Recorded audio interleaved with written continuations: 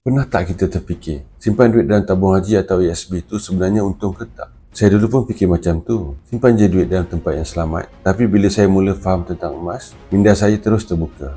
Secara purata, harga emas naik sekitar 10% setahun. Bayangkan, kalau saya beli emas RM10,000 tahun lepas, tahun ni nilai dia mungkin dah jadi RM11,000 atau lebih. Kalau simpan RM10,000 dalam tabung haji atau ASB, untung dia berapa? Dalam 3 hingga 5% je kan? Itu pun belum tolak zakat dan inflasi lagi. Jadi kalau saya nak simpan duit untuk 2 tahun ke atas, saya memang tak teragak-agak lagi dah. Saya terus simpan dalam bentuk emas. Kenapa? Sebab emas ni aset fizikal, macam juga tanah, macam juga hartanah. Nilai dia makin lama makin naik. Tapi kalau kita simpan duit dalam aset kertas, macam tabung haji, ASB atau mana-mana akaun simpanan sekalipun, dia terdedah dengan risiko susut nilai sebab inflasi. So, kalau korang ada simpanan yang tak nak guna dalam masa terdekat, simpan dalam emas fizikal. Ia bukan je lindung nilai duit kita, tapi juga boleh jadi aset pelaburan jangka panjang. Jangan tunggu masa terdesak baru nak beli emas. Mulakan sikit-sikit, tapi konsisten. Kalau nak belajar lebih banyak pasal simpan emas, follow saya. InsyaAllah saya kongsikan dari pengalaman sebenar.